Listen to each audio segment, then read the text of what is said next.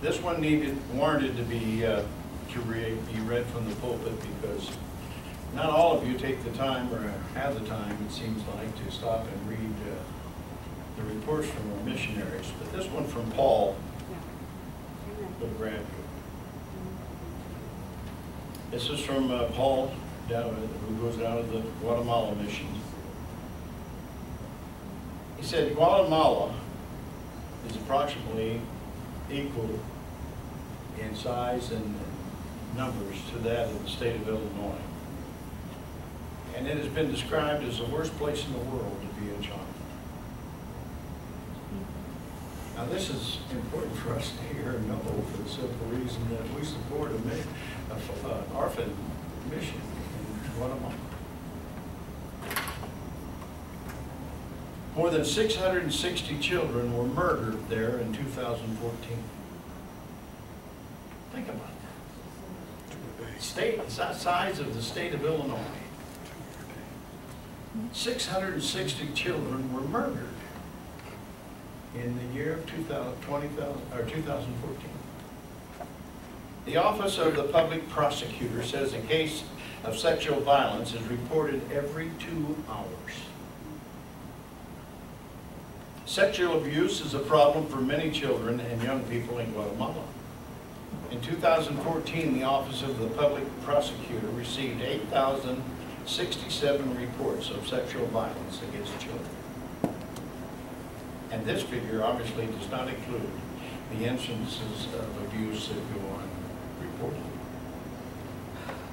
Between 1960 and 1996, Guatemala experienced a devastating civil war in which 200,000 people were killed and 45,000 people were disappeared.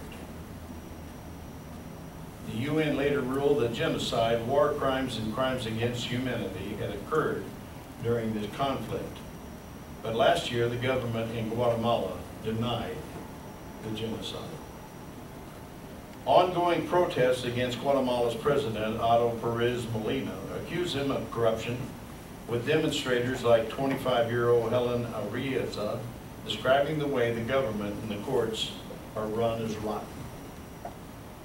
Guatemala now has the second highest rate of child murder in the world, and a child malnutrition rate of double that of Haiti. CCM, Charitable Christian Missions, has never lost a child, and this is because of you. We care for the spiritual and the physical well-being of each and every child in our program. Our mission with your gifts is to help children and to lead all to Christ. God bless you. The children of Guatemala, thank you. From Paul, your servant in Christ. I'll post this back there for you to look at.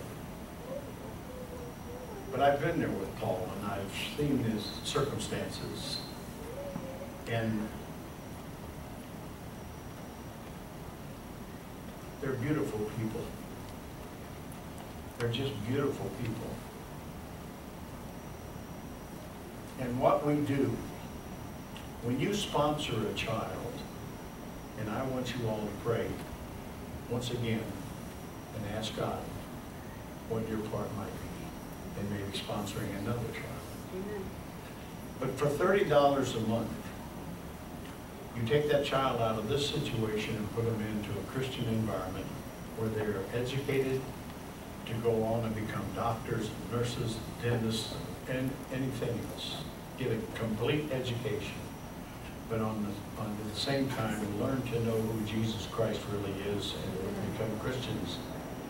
And then, because whatever child comes in, what is given for that child is enough to support his family and feed him rice and beans and so much better than anyone else can get.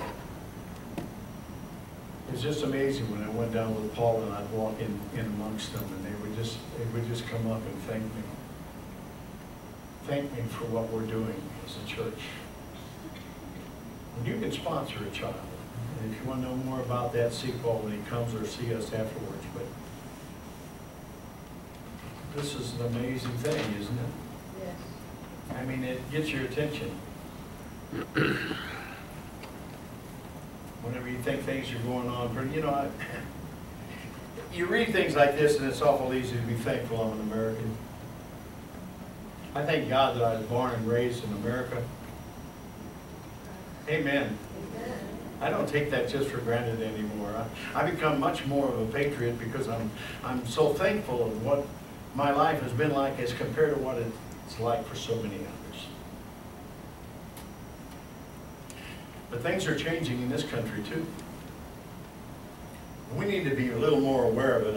You know, last